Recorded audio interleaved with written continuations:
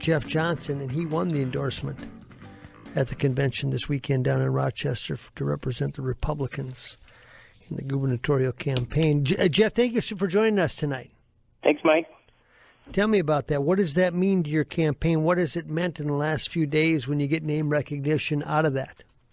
You know, it's a huge step for us, and I had been one who had said I wouldn't go on if someone else was endorsed. So it was a big weekend for us. And what it does, I mean, traditionally within the Republican Party, this is different from the DFL. Our endorsement has meant that you are the prohibitive favorite to win any challenge in a primary, and in fact, usually we don't even have a primary. Because of the help of the party, name recognition, it helps fundraise and all of those things I've noticed just in the last couple of days since the endorsement. So it's good. And you said you won't go negative in campaigning, particularly against your own within the Republican Party. How difficult is it to come up with the strategy? I think this is the most fascinating part of running, is trying to figure out what's going to resonate and what you can, how you can sell yourself without selling your soul. Right. No, and that is. I think that is, and a lot of candidates fail at that, I think. Our goal, mainly because as soon as somebody else throws the first punch, what are you going to do, right? You fight back, right? Yeah, and so hopefully we never get to that point. But our goal is to start running the general election campaign now, and that's kind of what we've been doing the last few days, and use that to point out to Republicans in Minnesota who will vote in the primary to show that I'm the strongest candidate against Mark Dayton of the four of us in the primary. Hennepin County Commissioner in the background, how does that help in a statewide election like this, or how does it hurt maybe? I think it helps. I served 6 years in the House, and now the last 5.5 I've been on the Hennepin County Board, and I think that's helpful in that I've seen both now the local level, even though Hennepin County is huge local, it's still local, as well as the state level of government, and I think it brings kind of an understanding and an expertise that none of the other candidates in the race have.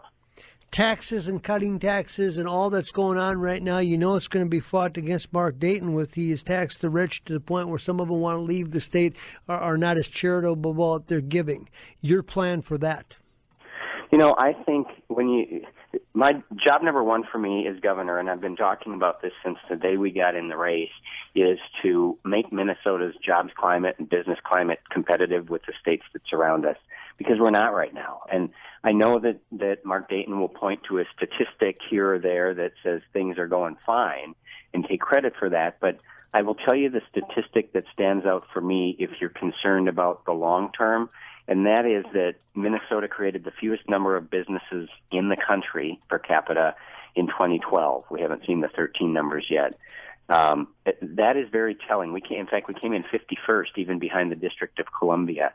And that, you might not see the results of that today or tomorrow or next month, but in a few years, and certainly as my kids or people's grandkids are deciding whether to stay here or not, it's going to be a very different place if we don't have a very vibrant business community creating good jobs. And it's not happening. We're not moving forward in that area. And that's taxes, that's regulation. I think that's lawsuit reform. There's a lot to it, taxes being a piece. Jeff, thank you so much, and we'll be in touch. Thanks, Mike. Appreciate it. You bet. Jeff Johnson won the endorsement this past weekend, and on we go. So you've heard the term paternity leave. Some of you have partaken in it. What's the fair number? We had this conversation at the health club today, and that's where I get all my good material from the health club. We're sitting around the health club. It's, we got to talk about something. And paternity leave came up because one guy was on paternity leave while I was working out. And I said, that's an interesting question. When did this start? Do men feel guilty about taking paternity leave? And how much time should they be allowed to take off? I'll ask you that question in the 5 o'clock hour on WCCO.